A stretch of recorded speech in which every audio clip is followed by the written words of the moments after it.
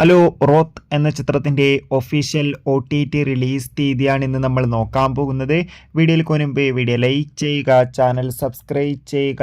July മാസം അങ്ങോട്ട് ധാരാളം ചിത്രങ്ങൾ OTT റിലീസ് ചെയ്യും. നമ്മുടെ ചാനൽ ഭാഗം പരിശോധിച്ചാൽ നിങ്ങൾക്ക് ആ വീഡിയോയ്ക്ക് കാണാൻ വേണ്ടി സാധിക്കുന്നതായിരിക്കും. റോഷൻ മാത്യു നായകനെത്തിയ ചിത്രമായിരുന്നു റോത്ത്. ചിത്രത്തിന് അത്യാവശ്യം ഒരു വിജയം സ്വന്തമാക്കാൻ വേണ്ടി സാധിച്ചിട്ടുണ്ടായിരുന്നു. ചിത്രം മികച്ചൊരു ത്രില്ലർ ചിത്രം കൂടിയാണ്. അതുകൊണ്ട് തന്നെ എല്ലാ സിനിമാ പ്രേമികളും ഒരേപോലെ റോത്ത് എന്ന ചിത്രത്തിൻ്റെ OTT റിലീസിനായി ഏറെ ആകാംക്ഷയോടെ തന്നെയായിരുന്നു കാത്തിരിക്കുന്നുണ്ടായിരുന്നത്. ഫൈനലി ചിത്രത്തിൻ്റെ OTT അവകാശങ്ങളൊക്കെ വിറ്റുപോയിരിക്കുകയാണ്.